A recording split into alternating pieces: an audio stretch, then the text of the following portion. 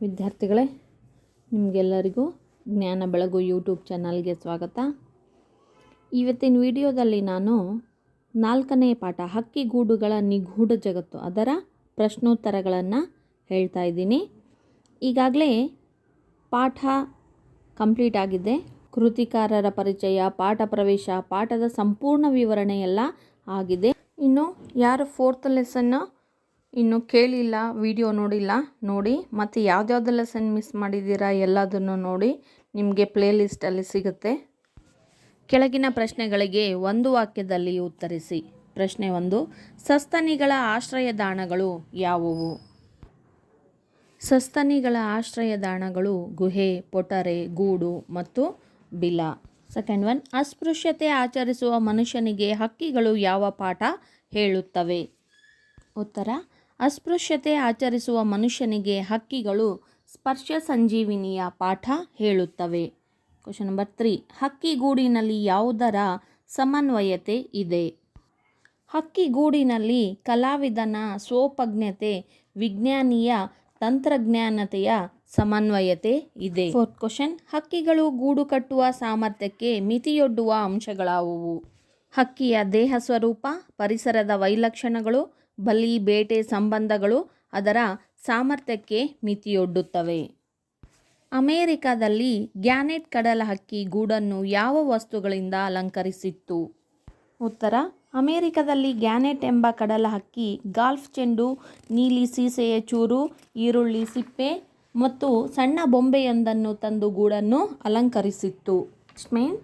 ಕೆಳಗಿನ ಪ್ರಶ್ನೆಗಳಿಗೆ 2-3 ವಾಕ್ಯಗಳಲ್ಲಿ ಉತ್ತರಿಸಿ. ಫಸ್ಟ್ 1, ಹಕ್ಕಿಗೂಡಿನ ವಿಶೇಷತೆಗಳೇನು?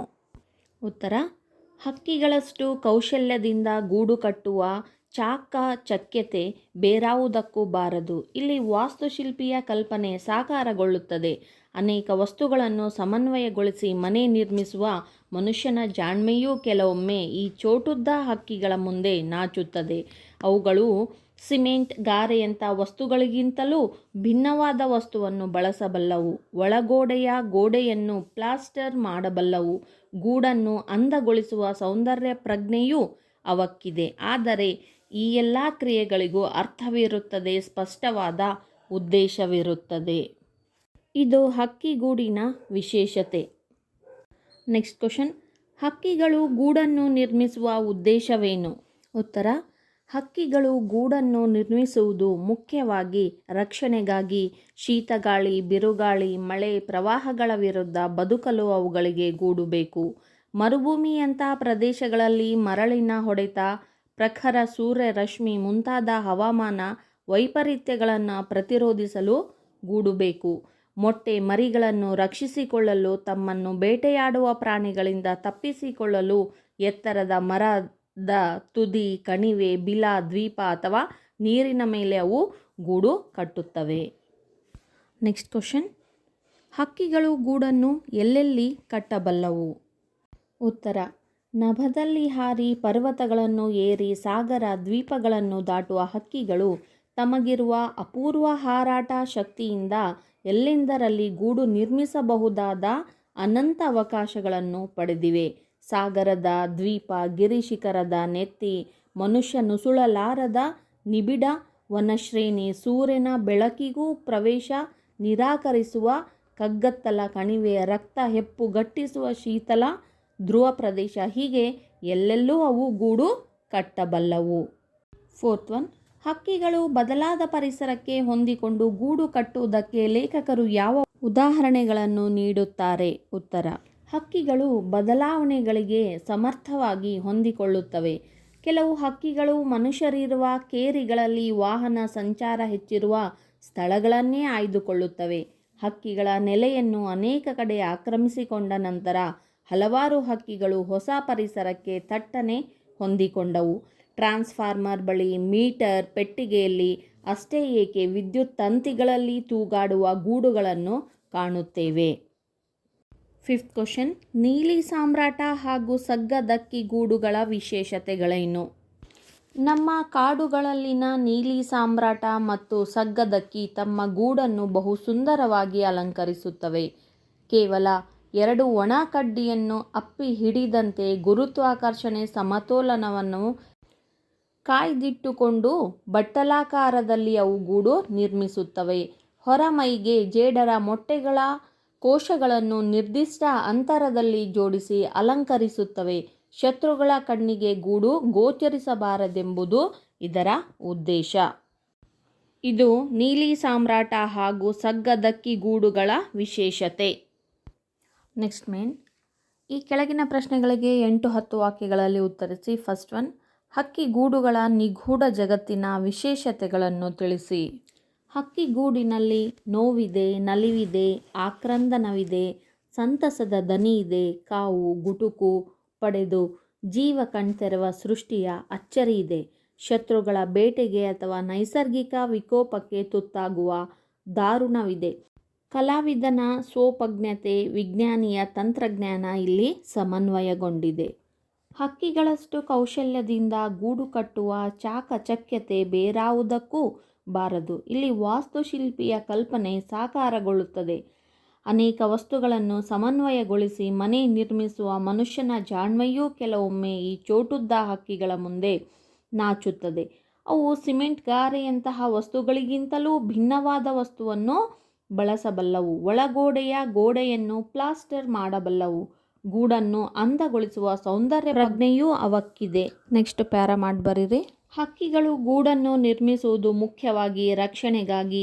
ಶೀತಗಾಳಿ, ಬಿರುಗಾಳಿ, ಮಳೆ, ಪ್ರವಾಹಗಳ ವಿರುದ್ಧ ಬದುಕಲು ಅವುಗಳಿಗೆ ಗೂಡು ಬೇಕು. ಮರುಭೂಮಿಯಂಥ ಪ್ರದೇಶಗಳಲ್ಲಿ ಮರಳಿನ ಹೊಡೆತ, ಪ್ರಖರ ಸೂರ್ಯನ ರಶ್ಮಿ ಮುಂತಾದ ಹವಾಮಾನ ವೈಪರೀತ್ಯಗಳನ್ನು ಪ್ರತಿರೋಧಿಸಲು ಗೂಡು ಬೇಕು. ಮೊಟ್ಟೆ ಮರಿಗಳನ್ನು ರಕ್ಷಿಸಿಕೊಳ್ಳಲು, ತಮ್ಮನ್ನು ಬೇಟೆಯಾಡುವ ಪ್ರಾಣಿಗಳಿಂದ ತಪ್ಪಿಸಿಕೊಳ್ಳಲು, ಸಾಗರದ ದ್ವೀಪ, ಗಿರಿ ಶಿಖರದ ನೆತ್ತಿ, ಮನುಷ್ಯ ನುಸುಳಲಾರದ ನಿಬಿಡ ವನಶ್ರೇಣಿ, ಸೂರ್ಯನ ಬೆಳಕಿಗೂ ಪ್ರವೇಶ ನಿರಾಕರಿಸುವ ಕಗ್ಗತ್ತಲ ಕಣಿವೆ, ರಕ್ತ ಹೆಪ್ಪುಗಟ್ಟುವ ಶೀತಲ ಧ್ರುವ ಪ್ರದೇಶ, ಹೀಗೆ ಎಲ್ಲೆಲ್ಲೂ ಅವು ಗೂಡು ಕಟ್ಟಬಲ್ಲವು. ಇಷ್ಟಾದರೂ ಹಕ್ಕಿಯ ದೇಹ ಸ್ವರೂಪ, ಪರಿಸರದ ವೈಲಕ್ಷಣ್ಯಗಳು, ಬಲಿ, ಬೇಟೆ ಸಂಬಂಧಗಳು ಅದರ ಸಾಮರ್ಥ್ಯಕ್ಕೆ ಮಿತಿಯೊಡ್ಡುತ್ತವೆ. ಇದು ಹಕ್ಕಿ ಗೂಡುಗಳ ನಿಗೂಢ ಜಗತ್ತಿನ ವಿಶೇಷತೆ. ನೀವು ಗಮನಿಸಿರ್ಬೋದು, 3-4 ವಾಕ್ಯಗಳಲ್ಲಿ ಉತ್ತರಿಸಿ. 1, 2, 3 ಆನ್ಸರೇ ಇದು. 8-10 ವಾಕ್ಯ. ಸೆಕೆಂಡ್ ಕ್ವಶನ್, ಹಕ್ಕಿಗಳು ಗೂಡುಗಳನ್ನು ಅಲಂಕರಿಸುವ ಬಗೆಯನ್ನು ವಿವರಿಸಿ. ಉತ್ತರ, ಗೂಡಿನ ಒಳಭಾಗದಲ್ಲಿ ಶುಚಿತ್ವಕ್ಕೆ ಹಕ್ಕಿಗಳು ಹೆಚ್ಚು ಮಹತ್ವ ನೀಡುತ್ತವೆ. ಕೆಲವು ಹಕ್ಕಿಗಳಿಗೆ ವಿಪರೀತ ಅಲಂಕಾರ ಪ್ರಜ್ಞೆ ಇದೆ. ಅವು ವರ್ಣಮಯ ಹೂದಳವನ್ನೋ ಅಥವಾ ಹೊಳೆವ ಕಲ್ಲುಗಳನ್ನೋ ಹೆಕ್ಕಿ ತಂದು ಹೊರಮೈಗೆ ಅಂಟಿಸುತ್ತವೆ.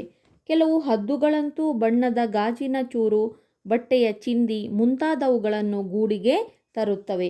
ಅಮೆರಿಕದಲ್ಲಿ ಗ್ಯಾನೆಟ್ ಎಂಬ ಕಡಲ ಹಕ್ಕಿ ಗಾಲ್ಫ್ ಚೆಂಡು, ನೀಲಿ ಸೀಸೆಯ ಚೂರು, ಈರುಳ್ಳಿ ಸಿಪ್ಪೆ ಮತ್ತು ಸಣ್ಣ ಬೊಂಬೆಯೊಂದನ್ನು ತಂದು ಗೂಡನ್ನು ಅಲಂಕರಿಸಿದ್ದು 1942ರಷ್ಟು ಹಿಂದೆಯೇ ವರದಿಯಾಗಿತ್ತು. ನೆಕ್ಸ್ಟ್ ಪ್ಯಾರಾ, ನಮ್ಮ ಕಾಡುಗಳಲ್ಲಿನ ನೀಲಿ ಸಾಮ್ರಾಟ ಮತ್ತು ಸಗ್ಗದಕ್ಕಿ ತಮ್ಮ ಗೂಡನ್ನು ಬಹು ಸುಂದರವಾಗಿ ಅಲಂಕರಿಸುತ್ತವೆ. ಕೇವಲ 2 ಒಣ ಕಡ್ಡಿಯನ್ನು ಅಪ್ಪಿ ಹಿಡಿದಂತೆ ಗುರುತ್ವಾಕರ್ಷಣ ಸಮತೋಲನವನ್ನು ಕಾಯ್ದಿಟ್ಟುಕೊಂಡು ಬಟ್ಟಲಾಕಾರದಲ್ಲಿ ಅವು ಗೂಡು ನಿರ್ಮಿಸುತ್ತವೆ. ಹೊರಮೈಗೆ ಜೇಡರ ಮೊಟ್ಟೆಗಳ ಕೋಶಗಳನ್ನು ನಿರ್ದಿಷ್ಟ ಅಂತರದಲ್ಲಿ ಜೋಡಿಸಿ ಅಲಂಕರಿಸುತ್ತವೆ. ಶತ್ರುಗಳ ಕಣ್ಣಿಗೆ ಗೂಡು ಗೋಚರಿಸಬಾರದೆಂಬುದು ಇದರ ಉದ್ದೇಶ. ನೆಕ್ಸ್ಟ್ ಮೇನ್, ಸಂದರ್ಭದೊಡನೆ ವಿವರಿಸಿ. ಫಸ್ಟ್ ಒನ್, ಅವಕಾಶ ಮತ್ತು ಅದೃಷ್ಟಕ್ಕೆ ತಮ್ಮ ಸಂತತಿಯ ಉಳಿವನ್ನು ಒಡ್ಡುತ್ತವೆ. ಈ ವಾಕ್ಯವನ್ನು ಕೆ. ಪುಟ್ಟಸ್ವಾಮಿ ಕೃಪಾಕರ ಮತ್ತು ಸೇನಾನಿ ಅವರು ಬರೆದಿರುವ ಹಕ್ಕಿ ಗೂಡುಗಳ ನಿಗೂಢ ಜಗತ್ತು ಎಂಬ ಪಾಠದಿಂದ ಆರಿಸಿಕೊಳ್ಳಲಾಗಿದೆ. ಈ ಮಾತನ್ನು ಲೇಖಕರು ಓದುಗರಿಗೆ ಹೇಳಿದ್ದಾರೆ. ಸಂದರ್ಭ: ಕೋಟ್ಯಾಂತರ ವರ್ಷಗಳ ವಿಕಾಸ ಕ್ರಿಯೆಯಲ್ಲಿ ಬೆನ್ನುಮೂಳೆಯ ಪ್ರಾಣಿಗಳು 2 ವಿರುದ್ಧ ದಿಕ್ಕಿನಲ್ಲಿ ಸಂತಾನೋತ್ಪತ್ತಿ ಮಾಡುತ್ತಾ ಸಾಗಿವೆ. ಮೀನು, ಕಪ್ಪೆ ಮತ್ತು ಸರೀಸೃಪಗಳಂತಹ ಪ್ರಾಣಿಗಳಲ್ಲಿ ಬಹುತೇಕ ಸಂಕುಲಗಳು ಅಸಂಖ್ಯಾತ ಮೊಟ್ಟೆಗಳನ್ನಿಟ್ಟು ಅವಕಾಶ ಮತ್ತು ಅದೃಷ್ಟಕ್ಕೆ ತಮ್ಮ ಸಂತತಿಯ ಉಳಿವನ್ನು ಒಡ್ಡುತ್ತವೆ ಎಂದು ಸರೀಸೃಪಗಳ ಮೊಟ್ಟೆಗಳ ಅದೃಷ್ಟವನ್ನು ತಿಳಿಸುವ ಸಂದರ್ಭದಲ್ಲಿ ಈ ಮೇಲಿನ ವಾಕ್ಯ ಬಂದಿದೆ. ಸೆಕೆಂಡ್ ಒನ್, ಹುಟ್ಟಿದ ಮಕ್ಕಳಿಗೆ ಬದುಕಿನ ಪಾಠ ಹೇಳುವ ಶಾಲೆ ಇದು. ಈ ವಾಕ್ಯವನ್ನು ಕೆ. ಪುಟ್ಟಸ್ವಾಮಿ ಕೃಪಾಕರ ಮತ್ತು ಸೇನಾನಿ ಅವರು ಬರೆದಿರುವ ಹಕ್ಕಿ ಗೂಡುಗಳ ನಿಗೂಢ ಜಗತ್ತು ಎಂಬ ಪಾಠದಿಂದ ಆರಿಸಿಕೊಳ್ಳಲಾಗಿದೆ. ಈ ಮಾತನ್ನು ಲೇಖಕರು ಓದುಗರಿಗೆ ಹೇಳುತ್ತಾರೆ. ಸಂದರ್ಭ: ಹಕ್ಕಿಗೂಡಿನಲ್ಲಿ ನೋವಿದೆ, ನಲಿವಿದೆ, ಆಕ್ರಂದನವಿದೆ, ಸಂತಸದ ದನಿ ಇದೆ, ಕಾವು ಗುಟುಕು ಪಡೆದು ಜೀವ ಕಣ್ತೆರೆವ ಸೃಷ್ಟಿಯ ಅಚ್ಚರಿ ಇದೆ, ಶತ್ರುಗಳ ಬೇಟೆಗೆ ಅಥವಾ ನೈಸರ್ಗಿಕ ವಿಕೋಪಕ್ಕೆ ತುತ್ತಾಗುವ ದಾರುಣವಿದೆ. ಈ ಅವಘಡಗಳನ್ನು ಎದುರಿಸಿ ಬದುಕುವ ಸಾಹಸ ಗಾಥೆ ಇದೆ. ಕಲಾವಿದನ ಸ್ವೋಪಜ್ಞತೆ, ವಿಜ್ಞಾನಿಯ ತಂತ್ರಜ್ಞಾನ ಇಲ್ಲಿ ಸಮನ್ವಯಗೊಂಡಿದೆ. ಹುಟ್ಟಿದ ಮಕ್ಕಳಿಗೂ ಬದುಕಿನ ಪಾಠ ಹೇಳುವ ಶಾಲೆ ಇದು ಎಂದು ಹಕ್ಕಿಗೂಡಿನ ವಿಶೇಷತೆಯನ್ನು ವಿವರಿಸುವ ಸಂದರ್ಭದಲ್ಲಿ ಈ ಮೇಲಿನ ವಾಕ್ಯ ಬಂದಿದೆ. ಇಲ್ಲಿ ವಾಸ್ತುಶಿಲ್ಪಿಯ ಕಲ್ಪನೆ ಸಾಕಾರಗೊಳ್ಳುತ್ತದೆ.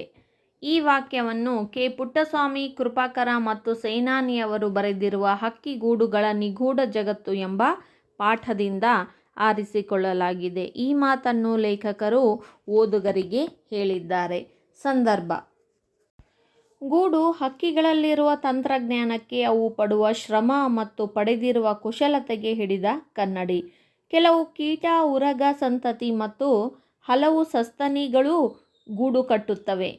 ಆದರೆ ಹಕ್ಕಿಗಳಷ್ಟು ಕೌಶಲ್ಯದಿಂದ ಗೂಡು ಕಟ್ಟುವ ಚಾಕಚಕ್ಯತೆ ಬೇರಾವುದಕ್ಕೂ ಬಾರದು. ಇಲ್ಲಿ ವಾಸ್ತುಶಿಲ್ಪಿಯ ಕಲ್ಪನೆ ಸಾಕಾರಗೊಳ್ಳುತ್ತದೆ ಎಂದು ಹಕ್ಕಿಗಳಲ್ಲಿರುವ ತಂತ್ರಜ್ಞಾನ ಮತ್ತು ಕೌಶಲ್ಯತೆಯನ್ನು ಕುರಿತು ಹೇಳುವ ಸಂದರ್ಭದಲ್ಲಿ ಈ ಮೇಲಿನ ವಾಕ್ಯ ಬಂದಿದೆ. ನೆಕ್ಸ್ಟ್ ಕ್ವಶನ್: ಕೆಲವು ಹಕ್ಕಿಗಳಿಗೆ ವಿಪರೀತ ಅಲಂಕಾರ ಪ್ರಜ್ಞೆ ಇದೆ. ಈ ವಾಕ್ಯವನ್ನು ಕೆ. ಪುಟ್ಟಸ್ವಾಮಿ ಕೃಪಾಕರ ಮತ್ತು ಸೇನಾನಿಯವರು ಬರೆದಿರುವ ಹಕ್ಕಿಗೂಡುಗಳ ನಿಗೂಢ ಜಗತ್ತು ಎಂಬ ಪಾಠದಿಂದ ಆರಿಸಿಕೊಳ್ಳಲಾಗಿದೆ. ಈ ಮಾತನ್ನು ಲೇಖಕರು ಓದುಗರಿಗೆ ಹೇಳಿದ್ದಾರೆ. ಸಂದರ್ಭ: ಕೆಲವು ಹಕ್ಕಿಗಳಿಗೆ ವಿಪರೀತ ಅಲಂಕಾರ ಪ್ರಜ್ಞೆ ಇದೆ. ಅವು ವರ್ಣಮಯ ಹೂದಳವನ್ನು ಅಥವಾ ಹೊಳೆವ ಕಲ್ಲುಗಳನ್ನು ಹೆಕ್ಕಿ ತಂದು ಹೊರಮೈಗೆ ಅಂಟಿಸುತ್ತವೆ. ಕೆಲವು ಹದ್ದುಗಳಂತೂ ಬಣ್ಣದ ಗಾಜಿನ ಚೂರು, ಬಟ್ಟೆಯ ಚಿಂದಿ ಮುಂತಾದವುಗಳನ್ನು ಗೂಡಿಗೆ ತರುತ್ತವೆ. ಅಮೆರಿಕದಲ್ಲಿ ಗ್ಯಾನೆಟ್ ಎಂಬ ಕಡಲ ಹಕ್ಕಿ ಗಾಲ್ಫ್ ಚೆಂಡು, ನೀಲಿ ಸೀಸೆಯ ಚೂರು, ಈರುಳ್ಳಿ ಸಿಪ್ಪೆ ಮತ್ತು ಸಣ್ಣ ಬೊಂಬೆಯೊಂದನ್ನು ತಂದು ಗೂಡನ್ನು ಅಲಂಕರಿಸಿದ್ದು 1942 ಹಿಂದೆಯೇ ವರದಿಯಾಗಿತ್ತು ಎಂದು ಹಕ್ಕಿಗಳ ಅಲಂಕಾರಿಕ ಪ್ರಜ್ಞೆಯನ್ನು ವಿವರಿಸುವ ಸಂದರ್ಭದಲ್ಲಿ ಈ ಮೇಲಿನ ವಾಕ್ಯ ಬಂದಿದೆ. ನೆಕ್ಸ್ಟ್ ಮೇನ್ ಭಾಷಾಭ್ಯಾಸ: ಕೆಳಗಿನ ಸಂಧಿ ಪದಗಳನ್ನು ಬಿಡಿಸಿ ಸಂಧಿ ಹೆಸರು ಬರೆಯಿರಿ. ವಂಶಾಭಿವೃದ್ಧಿ: ವಂಶ ಪ್ಲಸ್ ಅಭಿವೃದ್ಧಿ, ವಂಶಾಭಿವೃದ್ಧಿ ಸವರ್ಣ ದೀರ್ಘ ಸಂಧಿ. ಸಂತಾನಾಭಿವೃದ್ಧಿ: ಸಂತಾನ ಪ್ಲಸ್ ಅಭಿವೃದ್ಧಿ ಸವರ್ಣ ದೀರ್ಘ ಸಂಧಿ. ಕೋಟ್ಯಾಂತರ: ಕೋಟಿ ಪ್ಲಸ್ ಅಂತರ, ಕೋಟ್ಯಾಂತರ ಎಣ್ಸಂಧಿ. ಆಶ್ರಯದಾಣ: ಆಶ್ರಯ ಪ್ಲಸ್ ತಾಣ, ಆಶ್ರಯದಾಣ ಆದೇಶ ಸಂಧಿ. ಬಟ್ಟಲಾಕಾರ: ಬಟ್ಟಲು ಪ್ಲಸ್ ಆಕಾರ, ಬಟ್ಟಲಾಕಾರ ಲೋಪಸಂಧಿ. ಸಂತಾನೋತ್ಪತ್ತಿ: ಸಂತಾನ ಪ್ಲಸ್ ಉತ್ಪತ್ತಿ, ಸಂತಾನೋತ್ಪತ್ತಿ ಗುಣಸಂಧಿ. ನೆಕ್ಸ್ಟ್ ಮೇನ್ ಕೆಳಗಿನ ಪದಗಳನ್ನು ಸ್ವಂತ ವಾಕ್ಯಗಳಲ್ಲಿ ಬಳಸಿ ಬರೆಯಿರಿ. ಸ್ವೋಪಜ್ಞತೆ: ಹಕ್ಕಿಗಳಲ್ಲಿ ಸ್ವೋಪಜ್ಞತೆ ಇದೆ ಎಂಬುದಕ್ಕೆ ಅವು ನಿರ್ಮಿಸಿರುವ ಗೂಡುಗಳೇ ಸಾಕ್ಷಿ. ಅವಘಡ: ಅವಸರ ಅವಘಡಕ್ಕೆ ಕಾರಣವಾಗುತ್ತದೆ. ಸಂಜೀವಿನಿ: ಸಂಜೀವಿನಿಯು ಧೈರ್ಯ, ಛಲ, ಸ್ಫೂರ್ತಿಯನ್ನು ಹೆಚ್ಚಿಸುತ್ತದೆ. ಸಮನ್ವಯ: ದೇಹ ಮತ್ತು ಮನಸ್ಸುಗಳ ಸಮನ್ವಯತೆ ಆರೋಗ್ಯಕರ. ಅಪೂರ್ವ: ಸಮುದ್ರದ ಆಳದಲ್ಲಿ ಅಪೂರ್ವ ಸಂಪತ್ತಿದೆ. ಐಕಮತ್ಯ: ಐಕಮತ್ಯದಿಂದ ಬಾಳಿದರೆ ಸ್ವರ್ಗಸುಖ. ಅಲಂಕಾರ: ಅಲಂಕಾರದಲ್ಲಿ ಪುರುಷರು ಮಹಿಳೆಯರಿಗೆ ಸಮನಾಗಿದ್ದಾರೆ. ನಿಗೂಢ: ಪ್ರತಿಯೊಬ್ಬರಲ್ಲಿ ನಿಗೂಢ ಸತ್ಯಗಳಿರುತ್ತವೆ. ನೆಕ್ಸ್ಟ್ ಮೇನ್ ವಿರುದ್ಧಾರ್ಥಕ ಪದಗಳನ್ನು ಬರೆಯಿರಿ. ಸಹಜ, ಅಸಹಜ, ಪ್ರಜ್ಞೆ, ಅಪ್ರಜ್ಞೆ, ನಿರ್ಜೀವ, ಜೀವ, ನಿರಾಕರಿಸು, ಸ್ವೀಕರಿಸು. ನೆಕ್ಸ್ಟ್ ಕ್ವಶನ್: ಕೆಳಗಿನ ಪದಗಳಿಗೆ ತತ್ಸಮ ತದ್ಭವ ರೂಪಗಳನ್ನು ಬರೆಯಿರಿ. ವರ್ಷ, ವರುಷ, ಅಚ್ಚರಿ, ಆಶ್ಚರ್ಯ, ದನಿ, ಧ್ವನಿ, ಜ್ಞಾನ, ಜಾನ, ಸ್ಪರ್ಶ, ಪರುಷ, ಜನ್ಮ, ಜನುಮ, ವನ, ಬನ. ಕನ್ನಡ ಗ್ರಾಮರ್ ಕುರಿತಾಗಿಯೇ ಹಲವಾರು ವಿಡಿಯೋಗಳನ್ನು ಮಾಡಿದ್ದೀನಿ. ನಿಮಗೆ ಯಾವುದು ಬೇಕೋ ಸಂಧಿಗಳಾಗಿರ್ಬೋದು, ಅನುಕರಣಾವ್ಯಯ, ದ್ವಿರುಕ್ತಿಗಳು ಯಾವುದು ಬೇಕೋ ಅದನ್ನು ನೀವು ಚೆಕ್ ಮಾಡ್ಕೊಳ್ಳಿ. ಇಲ್ಲಿಗೆ 4th ಲೆಸನ್ನ ಎಲ್ಲ ಮೇನ್ಸ್ ಕಂಪ್ಲೀಟ್ ಆಯಿತು. ನೀವು ನೋಟ್ಸ್ ಮಾಡಿ, ಅಂದರೆ ನಿಮಗೆ ಬರೆಯೋದನ್ನು ಕೂಡ ಪ್ರಾಕ್ಟೀಸ್ ಆಗುತ್ತೆ. ಎಕ್ಸಾಮ್ ಟೈಮಲ್ಲಿ ಸ್ಪೆಲ್ಸ್ ಮಿಸ್ಟೇಕ್ಸ್ ಆಗಲ್ಲ. ಮತ್ತು ಮುಂದಿನ ವಿಡಿಯೋದಲ್ಲಿ ಭೇಟಿಯಾಗೋಣ. ಇದುವರೆಗೂ ನನ್ನ ಚಾನಲನ್ನು ಯಾರು ಲೈಕ್ ಮಾಡಿಲ್ಲ, ಸಬ್ಸ್ಕ್ರೈಬ್ ಮಾಡಿಲ್ಲ, ದಯವಿಟ್ಟು ಮಾಡಿ. ನಿಮ್ಮ ಫ್ರೆಂಡ್ಸ್ಗೂ ಕೂಡ ತಿಳಿಸಿ. ಧನ್ಯವಾದಗಳು.